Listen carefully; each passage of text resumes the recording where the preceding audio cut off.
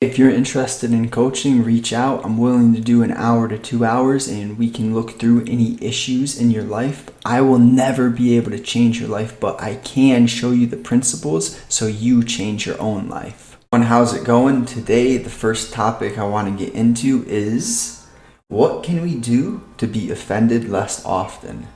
And being offended is rarely going to be something that benefits us in our life, our relationships, our creativity. Being offended dampens how we perform, and it limits our ability to be creative and to reach our maximum capacity as beings.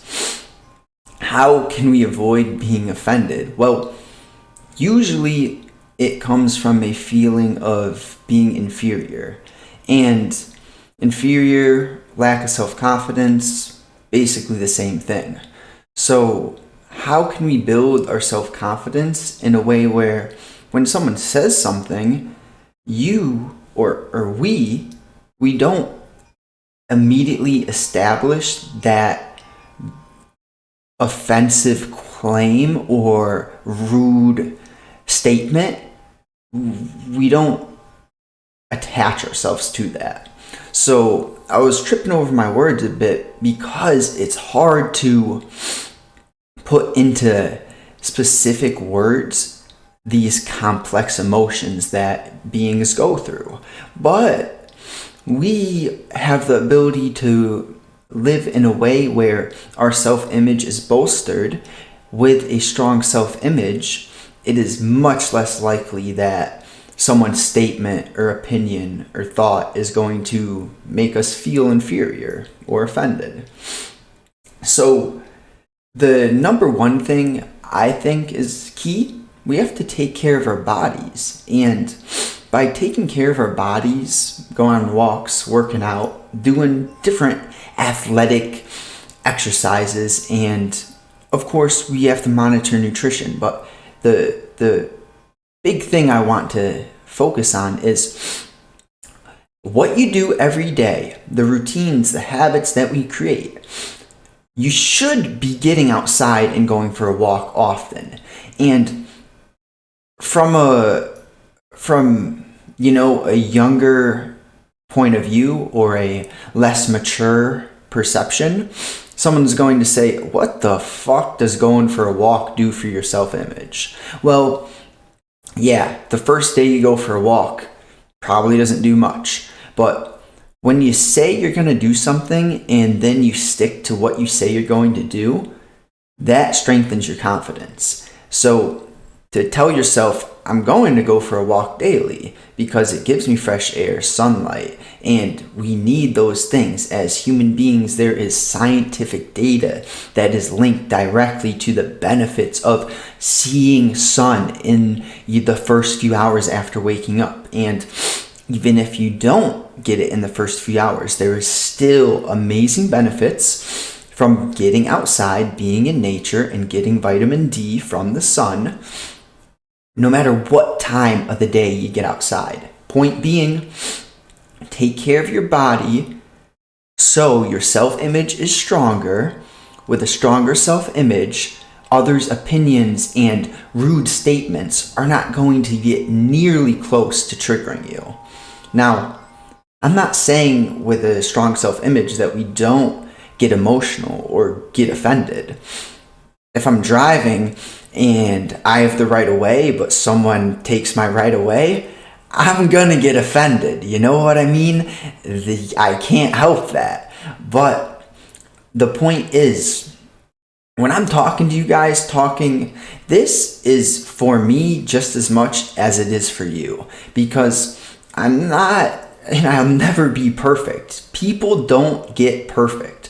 We always are gonna have, if you're pushing to be your best, it's like an elastic band. You're getting better, but then you have a bad day and you snap back. Point being, I'm here speaking my thoughts, trying to help you guys because it reinforces the healthy habits that I've been working on myself. I hope that makes sense. And so with the working out, there has to be a consistency to it. And with consistency, we can transfer into the second statement of you have to fuel your body and work out the proper way, but you also have to fuel your mind. You cannot just be a good athlete, go for your walks, get your workouts, and not be paying attention to your psychology and how your thoughts are flowing, the process of thinking and having patterns and routines. It is so important to have a balanced life. That's why I wear this ring. No, it's in the middle. Not because fuck you. It's in the middle for balance. And that is just a key principle in life. You're never, or not never, it is best to have everything either above average or at least medium. By everything, I'm referring to your mental intake, your exercise, your relationships, your financial status, your social status, all of these things that people get very wound up about, or they have a tunnel vision. You know, when I just got out of high school, my tunnel vision was fucking money. All I wanted was money. All I thought about was money. It's all I did every day. Money, money, money. How much did I make today? How much did I make today? And I wasn't learning too much, or at least wasn't focused on learning. I was forced to learn in college. Don't get me started on college. I'll give you this rough rant, though. If the education system gave citizens, Americans, any human being, the choice to pick specifically what they wanted to learn about and then supply them with the guidelines, the courses, the information for their specific interest, people would like learning so much more. People would read so much more.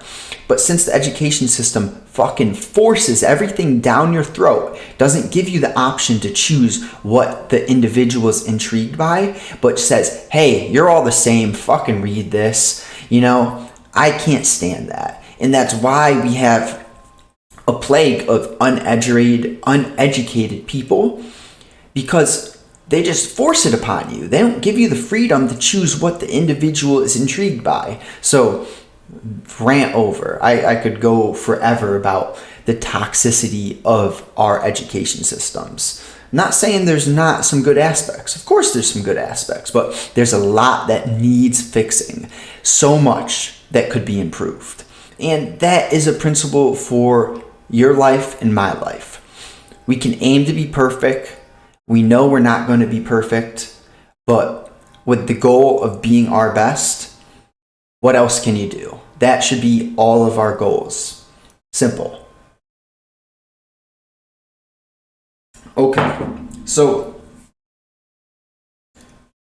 I was going to get into the importance of education, and by learning how we learn, we become more open to others' opinions, and this translates to being offended less often, because when you are more knowledgeable, it gives us the ability to take someone who maybe a month ago, maybe 6 months ago, we completely were closed off to their perception and to their point of view. But by being educated, it makes us come to the realization that we don't know everything. And honestly, there is so much that we do not know. That's number one. Embrace the fact that you're not fucking Einstein, okay? People, we gotta realize that we all have talents, and specified knowledge is amazing, but just because you're a doctor doesn't mean you know everything about exercise and nutrition. And just because you're a doctor doesn't mean that you know everything about human nature and can differentiate between when someone might be lying to you or when the greater good is just a bullshit made up excuse for someone's corrupt agenda. That's more of a low-key rant right there, but a rant indeed.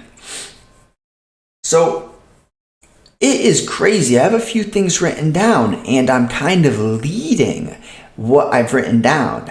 That's just a funny, interesting thing.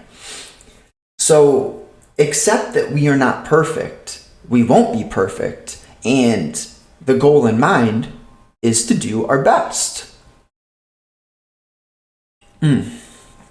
Tea, very good. Chai tea with a little honey and some cream. I love it. Best way to start the morning. Then maybe some coffee once you're more into the day.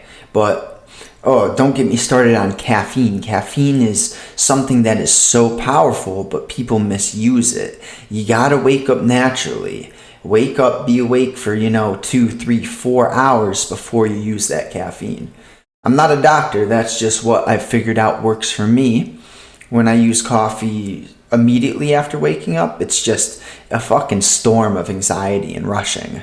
On the other hand, if you wake up on time, you wake up naturally, and you do healthy habits in the morning, whether it's exercise, get the sunlight, go for a walk, read, write, and then you have coffee after doing the healthy morning routine. Hey, that's just what works for me. I'm not telling you what to do, just sharing what works for me. So we're not perfect. We'll never be perfect. We know this. How can we be our best? Yeah, it comes from consistency, perseverance through when we know something is going to be healthy for us, but our emotions are telling us, stay in bed, dude. You stayed up late last night. Stay in bed. You're tired. Stay in bed. Well, really, fuck you, bitch voice. I'm going to get up. And what do I have to do if I'm tired? Oh, how about go to bed on time tonight? Yeah, not sleep in and create a continuous toxic cycle of inefficiency. I hope that makes sense. So let's move on to how can I build confidence? And to start, confidence is built from doing hard things. Simply put, don't quit, never quit. Fuel your mind with that. Excuse me. I will never quit. I will never quit. I will never quit. No matter what. Of course, we have bad days. Emotions get to us. We get sad. We get off. We get upset. That's normal. Completely normal. I get upset. I get sad. I get off moods. I get cranky. Okay? But by doing hard things, we can minimize the amount of time we spend stuck in those lower frequency feelings. Hard things. I mean, maybe it's not physically hard, and maybe it's mentally hard. And then you just reverse that. Maybe it's physically hard and it's not mentally hard. Or maybe it's both. Maybe for example, the most I've ever ran in my life, it's not too impressive for my standards. Maybe it's impressive to you, maybe not. I ran 13 miles one day. That day, I challenged my physical limits and my mental limits. But honestly, I don't even know. Because there are people who have run 100 miles, so shit. Who am I really to say I challenged myself if people have done that? Point being, I'm not comparing myself to others and saying my 13 miles wasn't good. Point being, before I ran that 13 miles, my max was 5 miles. I said, hey, I'm gonna do something wild today. I'm gonna break a record. Let's say 12. Honestly, the goal for the day was only 12, and I just lost count. But what happens is you set a goal, you know it's going to be hard, but you commit to it. You say, I'm doing this. I am doing this. When I was on that run, there wasn't an option for me to not get to 12 miles. I set out knowing 12 miles was the goal. 12 miles would be ran. Now, I'm talking about this because my legs started to hurt. I felt this ligament on the back of my knees start to just get uncomfortable after, 8 miles. So what did I do?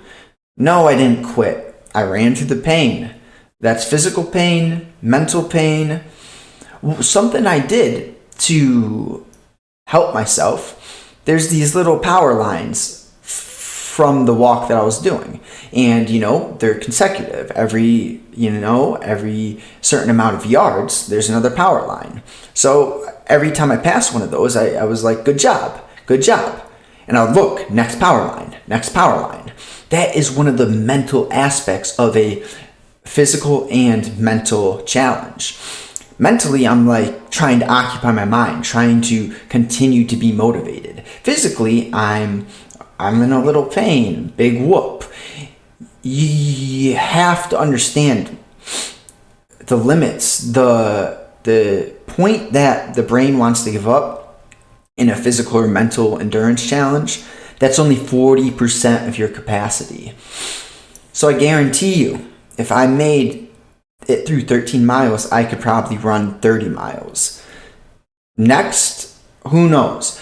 But this is important because we, in 2020, 2022, I'm just being broad here, we have so much blessings. The way that I'm living as a middle class being is probably, I know, much better than how a king lived, 200 years ago.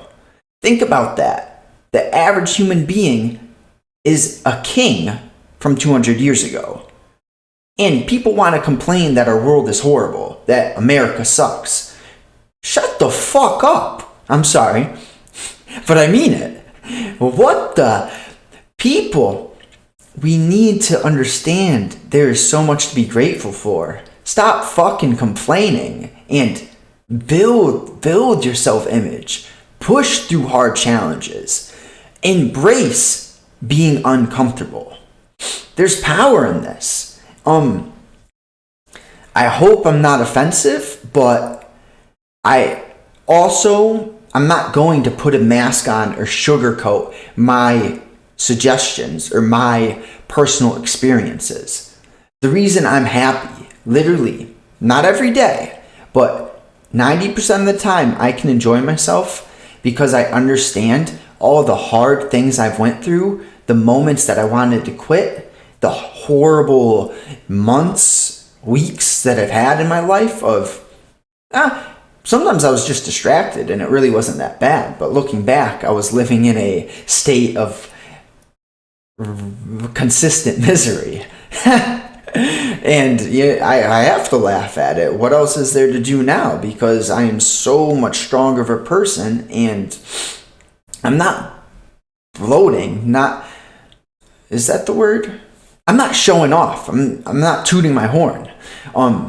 Just sharing experiences. The fact that you go through hard things and you don't quit. What doesn't kill you makes you stronger. That's, it's in a girl song. It's a good song, vibes. What else? Build a routine that challenges you. Yeah, the routine, what we do every day. I care about the small things, the smallest of motherfucking things. Your attitude, your tone of voice. When you wake up, what you put in your body, what you read, what you think about, what you listen to.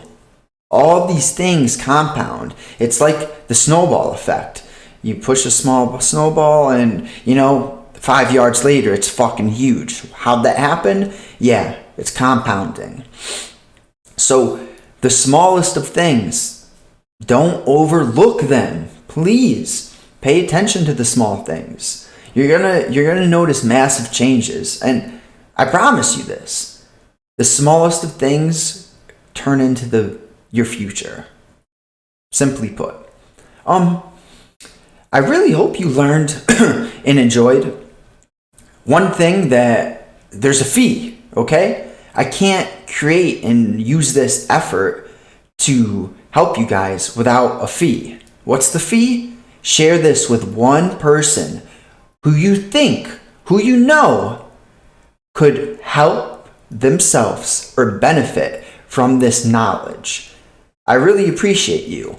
If you enjoyed or learned, go into whatever podcast platform you listen to. And whether you just want to give a rating, 5 stars, 4 stars, hey, let's do 5 stars. But no, fuck that. If I did good, 5 stars. If I did shit, 0 stars. Be honest. And a review if you're really trying to show me some love. But hey, focus on the small things. Just pay attention to how you can do your best to be less offended, building your self-confidence, and the small routines, habits are going to turn into your self-image. So enjoy your day, and I do appreciate you. Thank you so much.